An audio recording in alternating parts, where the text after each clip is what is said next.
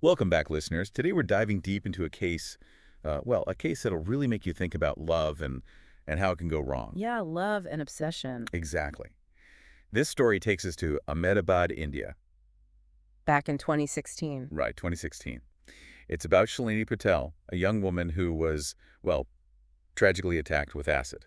It's a horrific act of violence. Absolutely. And here's the thing, this wasn't random. This was fueled by an obsession, a love that turned, deadly. It's a really twisted tale. It is. So how did it happen? That's what we're here to unravel today with our expert. Happy to be here. So I mean, it's kind of chilling, right? How a seemingly normal love story can become so dark. It is, and unfortunately, this kind of case, it's not unique to India. You see acid attacks in many parts of the world. Often stemming from like rejected advances. Right, or disputes, yeah. But Shalini's story, I think it really highlights the consequences of obsession Definitely. and the need to really address like toxic masculinity. Yeah, it's a huge problem. So before we get into this tragic event, can you kind of paint a picture for us of Shalini's life before the attack? What was she like? So picture this. A young woman, driven, ambitious, full of potential, Like how old was she? just 24, Right. a graduate student in Ahmedabad. She had dreams of becoming a lawyer. Oh wow. And everyone described her as hardworking, independent, a really bright future ahead of her. It's just heartbreaking, right? To think that someone with so much life in front of them could have it taken away. It's truly tragic. So who was responsible for this? Can you tell us about the attacker? The attacker was Rohit Mehta. Oh. He was 27, a neighbor, Okay. and a local businessman. He had this fixation on Shalini. He showered her with attention, even though she, wasn't interested. He couldn't take no for an answer, huh? Exactly. It's that kind of like inability to accept rejection. That's where the danger lies, right? It really is. So what do we know about like his descent into this obsession? Well, it's pretty disturbing. He became consumed by her. He was convinced if he couldn't have her, no one could. Oh wow. And his behavior escalated to stalking. His advances became more aggressive. Like how so? The possessiveness became really alarming. Yeah. And it's like a textbook example of toxic masculinity. Right, where rejection is like a threat to the ego. Yeah, and it leads to this need for control, for revenge. It's scary. It makes you think about how often those kind of warning signs are just they're ignored or dismissed. Yeah, absolutely. But let's go back to that fateful day.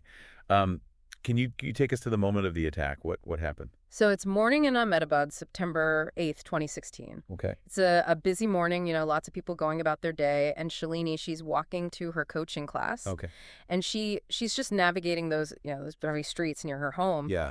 But she has no idea that danger is lurking around the corner. And Rohit, he's consumed by this twisted desire for revenge. Yeah. And he's been planning this attack. Oh gosh. Yeah, he's been shadowing her for weeks. What? Studying her every move, just waiting for the right moment to strike. That's terrifying. Yeah, the premeditation is just chilling. It's not just like a crime of passion. It's calculated. Exactly. So what happened next? So Shalini's walking, and she rounds a corner, Yeah. and suddenly Rohit appears, like out of nowhere. Oh my God. Yeah, and he's carrying a bottle A bottle. filled with concentrated acid. Oh no. And before she can even react, he throws this corrosive liquid right at her, aiming at her face, her upper body. This is awful. She collapses. She's screaming in agony as the acid burns her flesh. It's hard to even imagine like the pain, the physical and emotional pain. It's unimaginable. It's just it makes you realize how quickly life can change. It really does. So what happened after the attack? Did anyone help her? Thank goodness, it happened in a crowded area. Okay. And people rushed to help her. Some people called an ambulance. Others actually confronted Rohit. Really? Yeah, they stopped him from escaping. Wow, that's amazing. Their quick thinking was crucial. So there were witnesses who saw it all, Yes, multiple witnesses. and they stopped him from getting away. They did. Wow. What about Rohit? I mean, how did he react when the police arrived? Well, the police got there very quickly. Okay. And they apprehended him. And what's really striking? He didn't even try to deny it. He didn't. No. His confession is this this chilling mix of rage, humiliation, and this warped sense of justice. Like, what do you mean? He felt entitled to her affection, Oh, wow. and he saw the attack as payback. So, like, he was punishing her? In his mind, yes. That's just appalling. It's this sense of entitlement, like he couldn't grasp the severity of what he had done. It's like he thought he was justified? So what about Shalini? What was the immediate impact on her? So she was rushed to the hospital, and the doctors fought to save her life. Oh, God. The burns were extensive. Yeah. Her face, neck, arms were severely damaged. Wow. And despite the medical team's efforts, she was left with permanent scarring Oh, that's so sad. and partial vision loss in one eye. Oh, wow. It's so much more than just physical injuries, isn't it? It is. The emotional trauma is immense. Like the shattering of her dreams. Absolutely. It stole so much from her. So can you tell us more about the investigation that followed? Like, how did they piece together what led up to this attack? Well, the Ahmedabad police, they were very thorough. They established a clear timeline. They gathered evidence. It was a really solid investigation. So what were the key pieces of evidence that they found? Well, of course, Rohit's confession was crucial. He admitted to planning the attack. He even said he bought the acid days earlier, specifically to harm Shalini. Oh, wow. And this premeditation, it was key in building the case against him. Yeah, it wasn't like a spur of the moment. Right. It was planned. It was deliberate. So what else did they find? Eyewitness accounts were really important. Okay. Several people who saw the attack, they came forward and their statements, they corroborated Rohit's actions. They backed up his confession.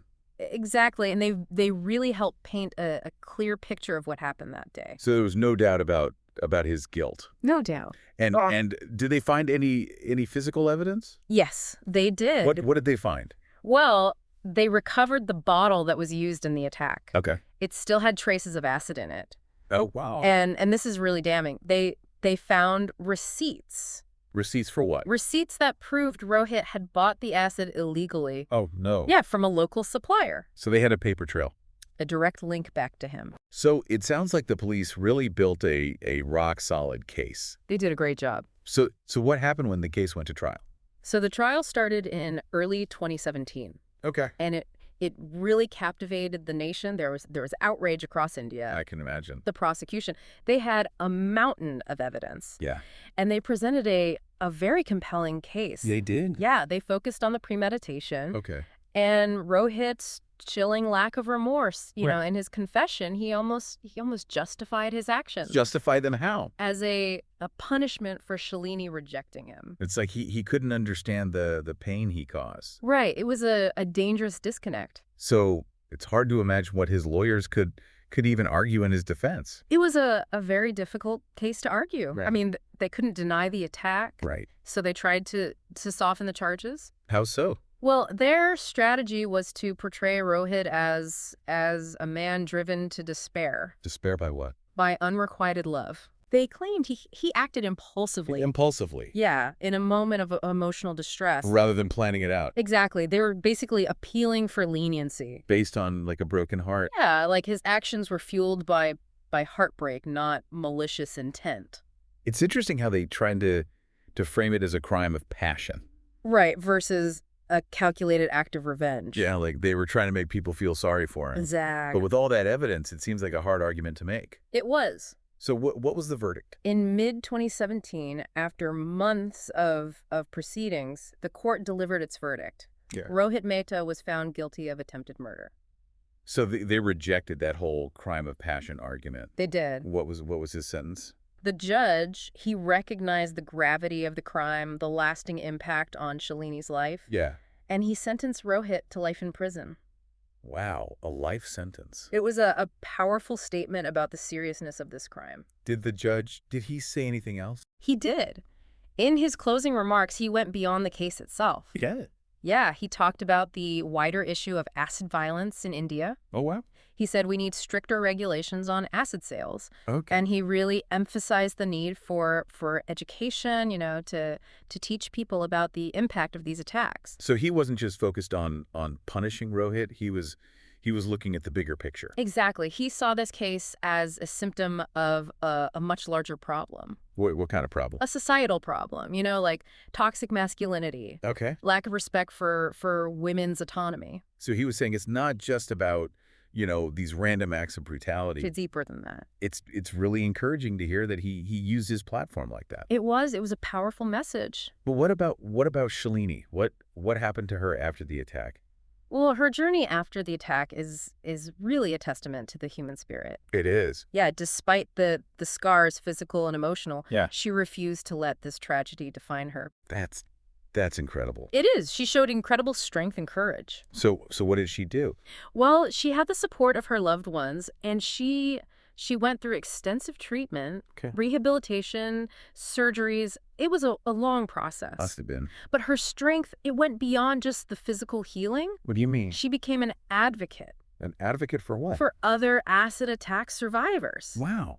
Yeah, she used her platform to raise awareness About acid attacks. about the issue and to fight for stronger laws, better support systems. That's really brave. She's an inspiration. She is. It shows that even after facing such trauma, you can still find strength, purpose, you can make a difference. Yeah, it's a powerful reminder that we can analyze the legal aspects of a case, but we can't forget the human cost.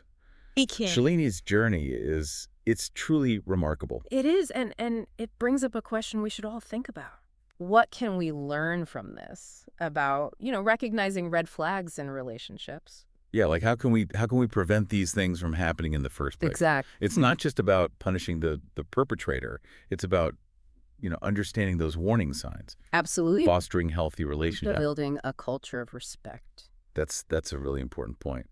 So we're going to take a break here, but when we come back, we're going to delve deeper into, what we can learn from this case and how we can all work towards a safer world. Sounds good. It's easy to focus on the legal stuff, and how shocking the crime is, but we got to remember that behind all that, there's a real person, who's suffered tremendously and who's trying to put their life back together. That's so true. I mean, justice, it's not just about punishment, right? Right. It's about healing. It's about supporting survivors and helping them move on. And it's incredible to hear about Shalini and her determination to do just that, to rebuild her life after such a horrific ordeal. It's a real testament to the human spirit, It is. She faced it head on with such courage. It's remarkable. It's inspiring. Yeah. It is. So what did that look like for her? I mean, what steps did she take towards healing and retelling her life? Well, with the support of her family and friends, she went through extensive treatment, Okay. surgeries, rehabilitation. It was a very long and difficult process. I can imagine. But her strength, it went way beyond just physical healing. What do you mean? She channeled her pain and anger, Okay. and turned it into something positive. Oh, wow. She became an advocate. And the advocate for? Other acid attack survivors. Oh, wow. Yeah, she used her platform to raise awareness About the issue. about this issue that's often overlooked, Yeah. And she pushed for action to prevent these tragedies from happening again. That's incredibly brave. I mean, to turn such a traumatic experience into something positive like that. It is. I mean, how did she do it? Well, she campaigned for stricter laws, for better support systems for survivors. Okay. She shared her story, not just to highlight the horrors of what she went through, Right. but to empower other people. That's amazing. And to really push for change. It really shows that even in the darkest times, you can still find strength. You can. You can find a purpose. You can. And you can make a positive impact on the world. You can. It's a real inspiration. It really is. And it also shows that justice isn't just about punishment. Right? No. It's also about addressing those systemic issues. The root causes. The root causes. Yeah, the Yeah. things that contribute to this kind of violence. Yeah. So I guess shifting gears a bit, what does this case say about human emotions? Yeah. The darker side of human emotions. Well, it's a pretty stark illustration of how love, Yeah. when it's distorted, by obsession, possessiveness, Right. the sense of entitlement, it can turn into something really destructive. So it's not real love. is it? No, it's a twisted version of it. It's a dangerous thing. It is. So Rohit's inability to accept rejection Yeah. and his fixation on Shalini Mm-hmm. ultimately led him to violence. Yeah, it's a chilling example of how quickly love can turn toxic. When you don't have respect. And boundaries. Right. It's a reminder that real love, it's about respect, empathy, freedom to choose, right? It's not about control or possession. No, it's not about forcing someone to feel the same way you do. That's not love. No, it's not. So this case also highlights, a much bigger issue. Yeah. Toxic masculinity, right? It's a huge problem. This idea that being a man means being dominant, aggressive. Suppressing your emotions. Yeah. And that rejection is a threat to your ego. And that you need to get revenge for it. Yeah, it's a dangerous mindset. And it's outdated, right? Yeah. It's got to be challenged. We got to challenge it at every level. We do. It's about redefining masculinity. Yeah. And promoting healthy emotional expression. And respecting everyone. Regardless of gender. Absolutely. We need open and honest conversations about this. Sure do. And we need to encourage a healthier model of masculinity. One that values empathy and vulnerability. Not dominance and control. Exactly. So this case also shows us how important it is to have stricter regulations on the sale of acid. Mm-hmm. It's far too easy for someone to get their hands on it, Yeah, and if they have bad intentions, that's a scary thing. It is, yeah. Making it harder to get acid, that's one step. Right. But we also have to address the root causes of the violence. Right. The toxic attitudes, the lack of respect. The cultural norms that kind of perpetuate all this. It's a complex issue. It is. There's no easy solution. So what do we do? Well, it requires a multifaceted approach. Like what? Education, awareness campaigns. Okay. We need to change social norms, empower individuals to challenge these dangerous behaviors. So it's a collective responsibility. It is, yeah. We all have to do our part. We do, and it requires a shift in how we think about this. Yeah. We got to stop reacting to these things after they happen. Right. We have to focus on preventing them. So how do we do that? Well, we got to create a culture where violence is not tolerated. Okay. And respect is the most important thing. Respect for everyone. For everyone. So it's about teaching kids about boundaries. About consent. Yeah. And challenging those harmful stereotypes. That lead to this violence. Yeah. It's a lot, it's a lot to think about. It is, yeah. But it's important, right? It's essential. We got to do something. I do. It's easy to feel overwhelmed by the enormity of it all. It is. But I guess even small actions can make a difference, right? They can, absolutely. So what can we do? Like, what are some concrete steps that we can take? Well, I think it starts with awareness. Right. We need to educate ourselves about these things. About what? About toxic masculinity, Okay. unhealthy relationships, Right. consent, boundaries, all that.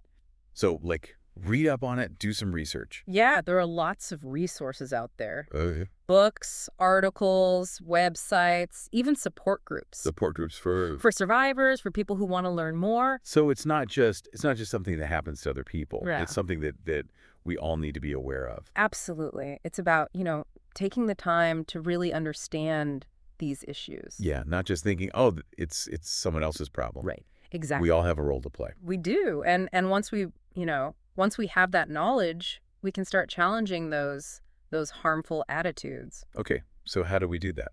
Well, it can be, it can be simple things like speaking up when someone makes a sexist joke. Okay. Or calling out a friend who's being disrespectful to their partner. So don't be a bystander, speak up. Yeah, even when it's uncomfortable. It's about having that courage, right? It is, yeah.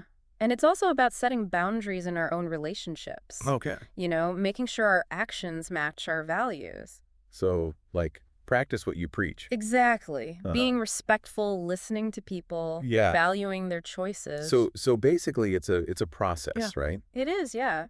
Change doesn't happen overnight.